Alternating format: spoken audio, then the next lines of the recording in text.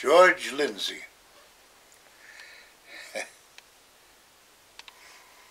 Old goober. You know that he's passed away, God bless him. And that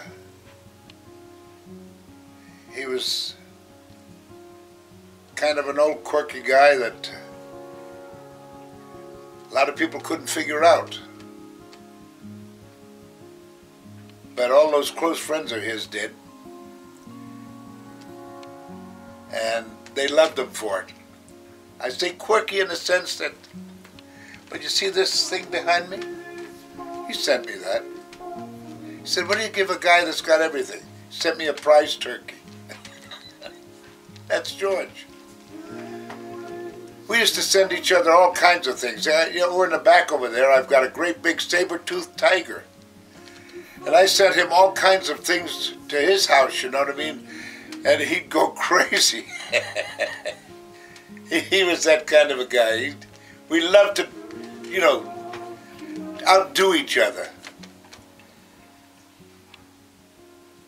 What a guy. He was the kind of a fella, I'll tell you how we met. I left my home one day, this home as a matter of fact, and I was so depressed that one little touch of the wheel this way could have put me over the side of the mountain, and that would have been the end of it. But somehow or other I just kept going, and I went to my garage where I knew the fellow, Joe. He was a good old boy. I said, do something with the car, and I said, I'm going to go over and get a cup of coffee. So I went and got a cup of coffee, and suddenly in comes George. Hey, how are you? What are you doing? And we were there for about, not there, we went all over the place. He said, you play golf? I said, yes. Come on, let's go play a little golf. We played golf. We took a ride. We did this. It was the most therapeutic time in my life that I've ever seen. I went home, I was a changed man. It was like having therapy. And all because of George. And we used to call him making a run. Whenever he was a little down or I was a little down, hey kid, how about it? And we often did it just because we wanted to make a run. It was that we did everything. Like we'd say, hey, let's go up and play golf up there in the big place up there. Yeah, okay, fine. He always got us on the golf courses for nothing. That was George. And we'd have breakfast, and one day I'll never forget. He gets up there and he tees that ball off. And he hit a drive, a real Tiger Wood drive. I mean, it was the most gorgeous thing you ever saw in your life.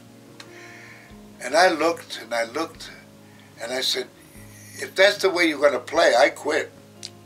And I started to walk off. Talk about some fancy swearing. But of course we finished and we had a ball. But we always did. And that's the way we worked. We never, if we went into the woods or something like that, kick it out, man. We weren't pros. Hey, we were just playing golf. Bam, let it go.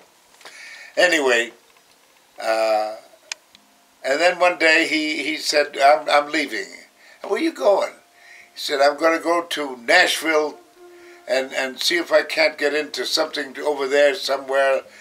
Because he wanted to, he was a good actor. I'll never forget what the time when I told him, I said, George, there's a part here that could be played by you. And I described it to him and everything else. And he showed up, dressed up exactly as this fellow would be. I looked at him, I said, George, what did you do? He said, I went out and got a costume and here I am. And he gave a reading and it was perfect.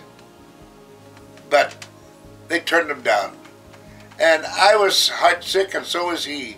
But hey, you know, those are the things in life. And those are the things that go on in show business, I guess. But he finally found his niche with hee-haw. And he invited me to go into hee-haw. And oh, golly, we had a wonderful time. Coming up out of those corn sticks and everything else. And oh, God, it was just wonderful. And George, you went away too soon, buddy. We could have had a lot more fun. But doggone it, you chose your time to go, and that's the way it goes. I miss you, buddy. Miss you badly. You take good care of yourself. Love you.